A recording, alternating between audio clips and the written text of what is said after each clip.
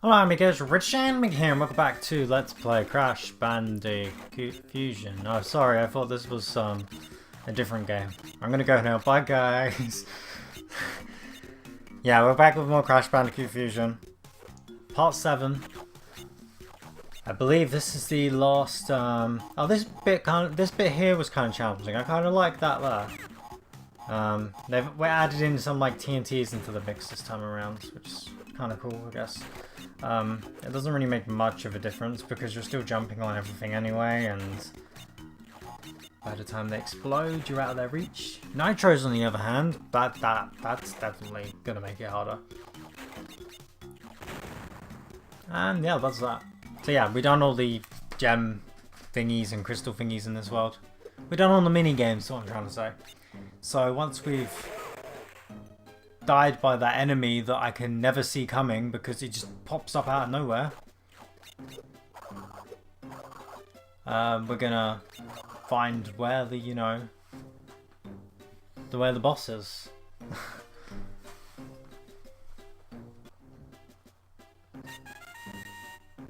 I'm just got a card, cool. And we're over to the boss. Ha! So it's you, Bandicoot. Spyro may have beaten me in the past, but I won't be defeated by a creature like you. Prepare for defeat. I like the way he just slided across the screen. Okay. So, yeah, it's like a little shooter. You just side-scrolling shooter. Then, yeah, you just shoot him and shoot the things that come on screen. It's not very challenging in the slightest.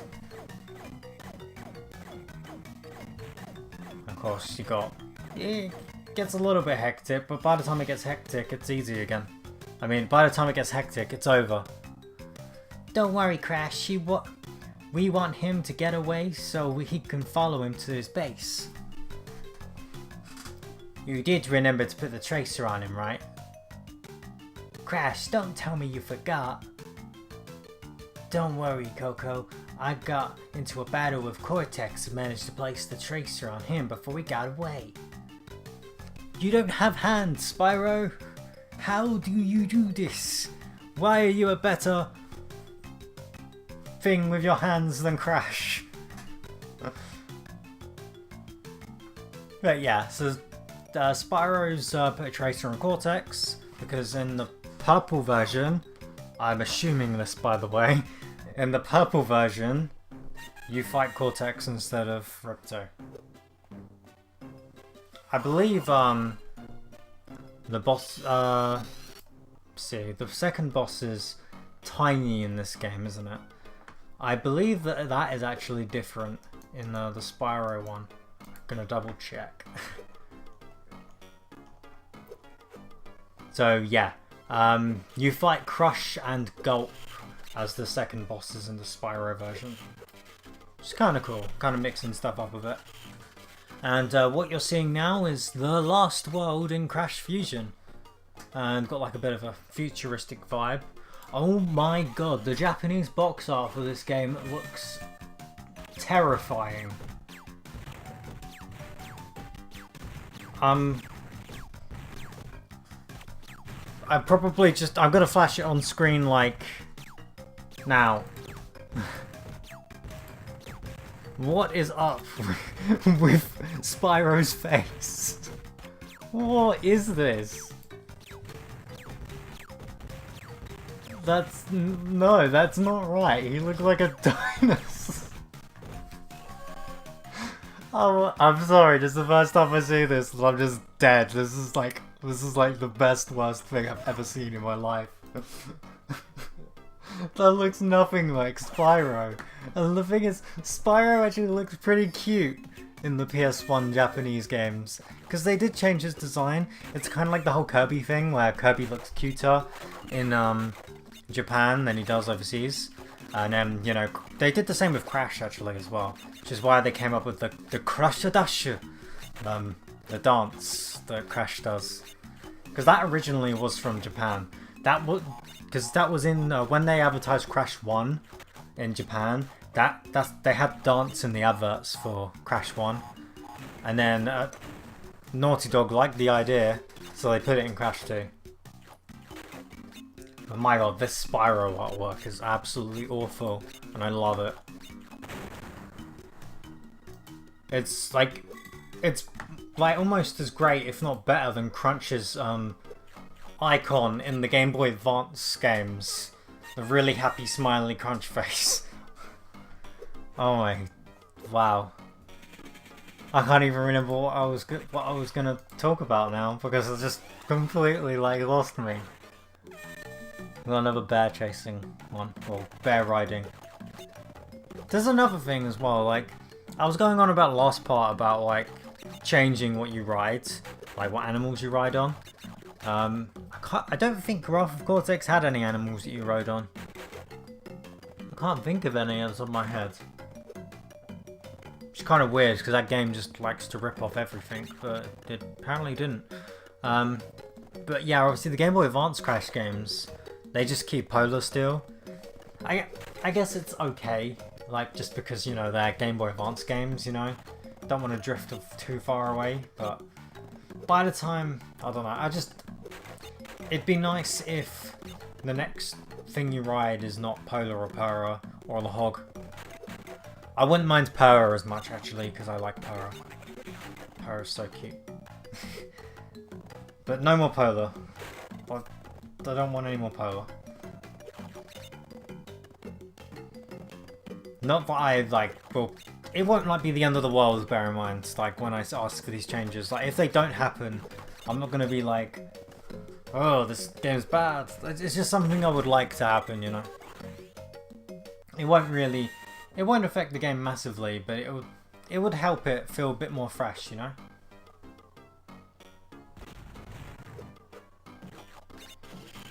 I guess going on to like the music in this game, because I haven't talked about the music yet. The minigame music is okay. I actually can't remember if there's more than one off the top of my head because it's also very forgettable. No, there are different ones. So the minigame we did before this, I don't mind that minigame music, but the others are just kind of forgettable. The Hubwub music is eh. A lot of them are very repetitive as well. The music in this game is, it's not like offensive. It doesn't really like hurt your ears or anything. Like, I don't know, like Sonic Chronicles or something. But it's definitely like you know. It's just there, not really memorable. At least not to me. This is someone who's only played this game once. Now, of course, like Crash Bash, you can magnetize the balls onto your ship and then launch them, which makes these like a lot easier, to be honest. But that's fine, you know. They're just trying to do what Crash Bash did.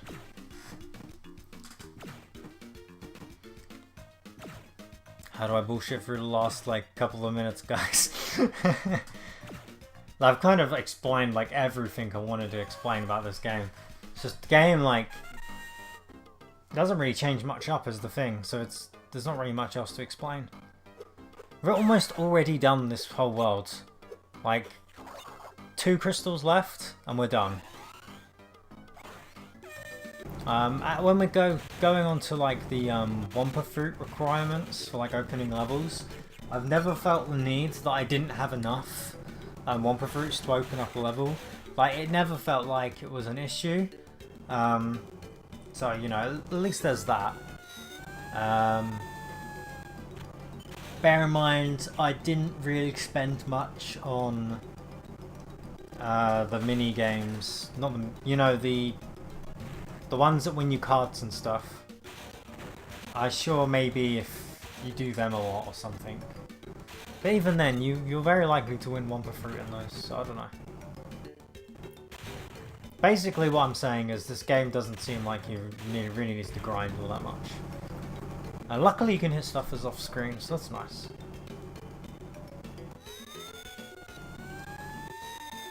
There was something else I was going to say.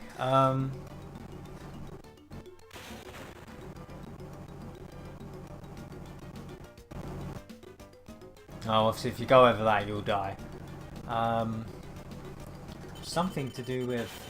Oh, so the fact that you have to pay to open stuff up kind of reminds me of Spyro in a sense. So I kind of feel like that's kind of like a Spyro element that they added to Crash. So, I mean, they tried in some regard, I guess. It's just not really like the kind of way that I would like them to. Like, it just feels like... It feels like you could take Spyro out of this game and it'd still just be exactly the same. And that's like an issue with this, is it just feels kind of dull because of that. Like, it doesn't feel like there's any reason to have Spyro here, really. Something that I did actually want to talk about that really, really surprised me. IGN gave this game a 7 out of 10, and GameSpot gave this game a 7.7 out of 10. That's like... wow. Like... I think 5 or a 6 probably would have suited this game a bit better. 7.7, that's like... oh, that's almost an 8. Like, there's like plenty of other games that have got like an 8. What did Crash and Spyro Trilogy get? Of course I know like other people review these games. It's not like the same person that reviews like all these games, you know. Crash and Spyro Trilogy got, it says 8 out of 10 here. Is it any more than an 8 or just an 8 out of 10? Oh wait, no, this... okay, this just it's taking me to the PS1 game apparently.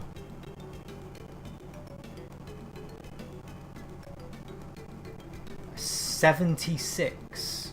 Is that the full Metacritic? I don't really use GameSpot. I probably shouldn't have typed in GameSpot. I probably should have typed in IGN. It says 76 Metacritic score on when I'm on the GameSpot thing. So if we're going by that, then their game. Wait, they gave it. Is that full review a 6? Okay, I'm not really understanding much of this right now. How much of the level of video do we have left? Oh, okay, we're basically finished the video here. I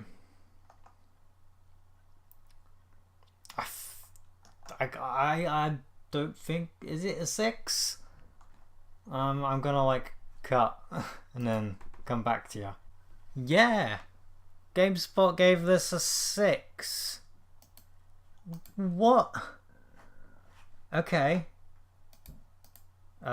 I should probably end the video now. Bye.